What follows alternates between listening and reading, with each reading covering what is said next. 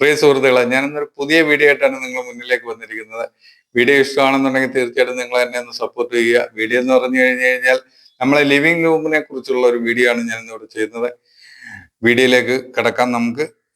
Living റൂമിൽ നമുക്ക് പ്രിയപ്പെട്ടവർ മരിച്ചു പോയിട്ടുള്ള അവരാണെന്നുണ്ടെങ്കിൽ അവർക്കുള്ള ഫോട്ടോ കയറി വരുന്ന വാതിലിന്റെ മുകളിലായിട്ട് നമ്മൾ തൂക്കാതിരിക്കുക. അതുപോലെ കയറി വരുന്ന ആ ഭാഗം, അതായത് ദൃഷ്ടി പതിക്കുന്ന ആ ഭാഗത്തും നമ്മൾ വെക്കാതിരിക്കുക. ചുവരിന്റെ ഇരുവശങ്ങളിലായിട്ട് നമ്മൾ ആ ഫോട്ടോകൾ പതിപ്പിക്കുക. അതാണ് നമുക്ക് ഉചിതം. രണ്ടാമത്തെ കാര്യം എന്ന് പറഞ്ഞു കഴിഞ്ഞാൽ നമ്മളെ ഹാള് എപ്പോഴും വൃത്തിയായിട്ട് സൂക്ഷിക്കുക. നമ്മളെ വീട്ടിലുള്ള പെൺകുട്ടികളാവട്ടെ അമ്മമാരാവട്ടെ അവർക്കുള്ളയൊക്കെ മുടി പൊഴിയും, നമ്മളെയും ആണുങ്ങളെയും മുടി പൊഴിയും. അതുകൊണ്ട് ആ മുടി പടലങ്ങൾ നമ്മളെ ഹാളിനകത്ത് മാക്സിമം കിടക്കാതിരിക്കാൻ നമ്മൾ പ്രത്യേകം ശ്രദ്ധിക്കുക. ആ മുടി നമ്മൾ വേറൊരാള് വെളിയിൽ നിന്ന് ഒരാൾ വന്ന് കണ്ടു കഴിഞ്ഞു കഴിഞ്ഞാൽ അത് നമുക്ക് ദോഷമായിട്ട് ഭവിക്കുന്ന ഒരു സംഭവമാണ്. അതുപോലെ തന്നെ നമുക്കുള്ള വാതന്റെ നേർക്കായിട്ട് നമ്മളെ വസ്തുവിനകത്ത് നമ്മൾ ഒരു വൃക്ഷവും നട്ടുപിടിപ്പിക്കരുത്. തുളസി നല്ലതാണ്. മൂന്നാമത്തെ കാര്യം എന്ന് പറഞ്ഞു കഴിഞ്ഞാൽ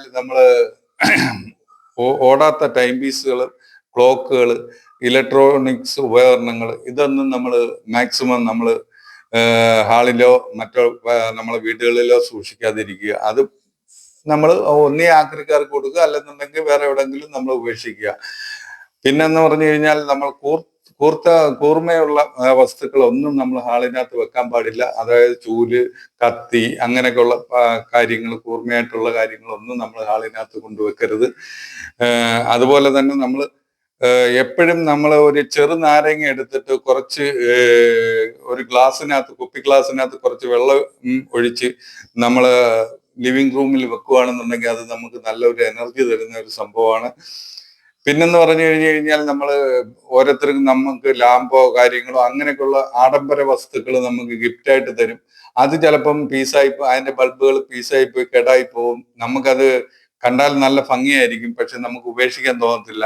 അത് ഒരിക്കലും നമ്മൾ അങ്ങനെ വിചാരിച്ച് നമ്മൾ ഉപേക്ഷിക്കാതിരിക്കരുത്. അത് തീർച്ചയായിട്ടും നീക്കം തന്നെ ചെയ്യണം.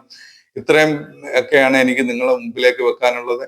ഇത്രയും പറഞ്ഞുകൊണ്ട് ഞാൻ എൻ്റെ വീഡിയോ നിർത്തുകയാണ്. വീഡിയോ ഇഷ്ടമാണെന്നുണ്ടെങ്കിൽ തീർച്ചയായിട്ടും നിങ്ങൾ എന്നെ സപ്പോർട്ട് ചെയ്യുക. അപ്പോൾ അടുത്തൊരു വീഡിയോ ആയിട്ട് വീണ്ടും നമുക്ക് കാണാം.